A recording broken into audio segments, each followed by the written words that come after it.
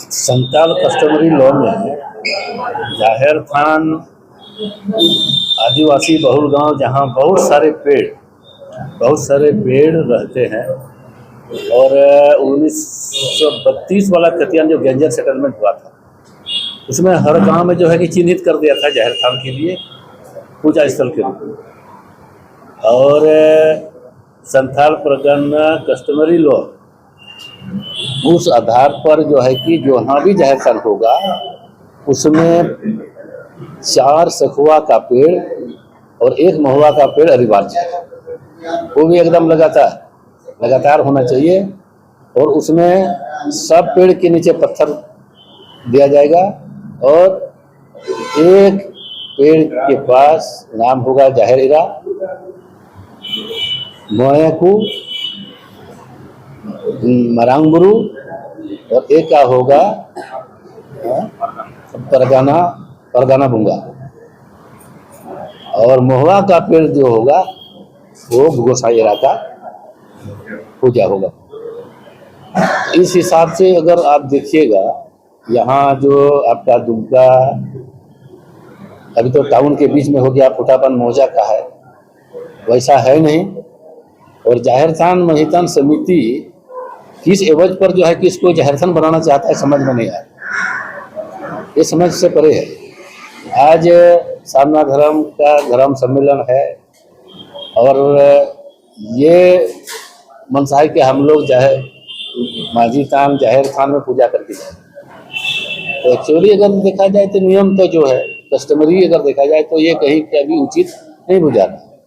लेकिन आज मदन बेसरा का परिवार को जो माझी थान जाहिर थान समिति द्वारा प्रताड़ित किया जा रहा है, इसे ऐसा प्रतीत हो रहा है कि जमीन पर इन लोग का नजर है। धार्मिक जो पूजा पाठ का जो मनसा है वो एक बहाना है, क्योंकि मदन बेसरा 1952 में पहला चुनाव जो जीते थे वो मसलिया विधानसभा से, उसमें मसलिया विधानसभा हुआ करते थे मसलिया से, इसके बाद रामगढ़, इसके बाद जमा, 3 विधानसभा से वो विधायक रहे हैं और काफी आदिवासी के बीच में काफी लोकप्रिय थे और न्याय प्रिय थे।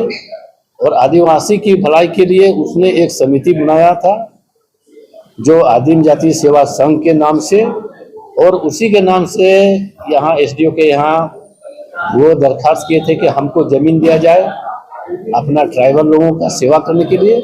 तो उस समय इनको जमीन फुटा बांध का जो 135 जो आपका दाग नंबर है उसी में 1 बीघा 5 कट्ठा 8 धूर जमीन इसको दिया गया।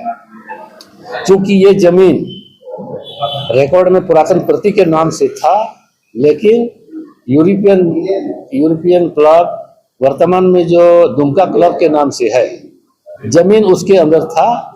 इसलिए वहाँ उस क्लब के जो जॉइंट सेक्रेटरी थे CK हिम्मत सिंह का वो मालिकाना हक उनको था, तो उनको वो पैसा दिया गया जो बाजार के रेट से उसका तय हुआ था। उस समय मार्केट धान और पुआल के नाम से उसका होता था।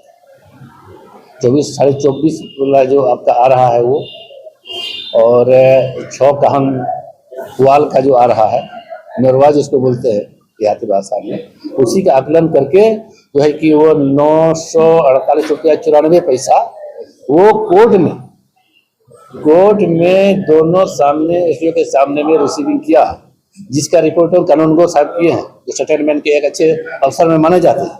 और फुटाबंद मौजा में वहाँ के रैयत लोगों को भी ये नोटिस किया गया था, क्या इसमें आप लोगों को कोई आपत्ति है? तो फुटाबंद का रैयत और प्रधान जो भी थे वहाँ किसी ने कोई आपत्ति नहीं किया। इस अच्छे काम के लिए वो जमीन स्वतः मदन बेसरा को दे दिया गया। और इसके बाद इसने अपने रहने के लिए घर बनाया, लगातार अभी तक इसका परिवार लोग रह रहा है। वहाँ बच्चों लोगों का सेवा हो रहा है, वहाँ हॉल बना हुआ है, हॉल में स्टूडेंट लोगों को फ्रीली रहने के लिए अभी भी सोच है, अभी भी एक संस्था चल रही है। वो संस्था का सोच है कि यूपीएससी जेपीएससी या कमजोर वर्ग के जो लोग बच्चे हैं जो लॉज में नहीं रह पाते हैं उनके लिए ये व्यवस्था रहेगा और वहाँ से रह करके लोग अपना पठन पाठन का काम करेंगे। इसलिए जाहिर थान महितान वाला को ऐसा नहीं करना चाहिए शुभ काम में। अगर सही में हिमायती है आदिवासी का संथाल का तो इन लोग को इससे बचाना चाहिए, इस सब में बुरी नजर नहीं रखना चाहिए।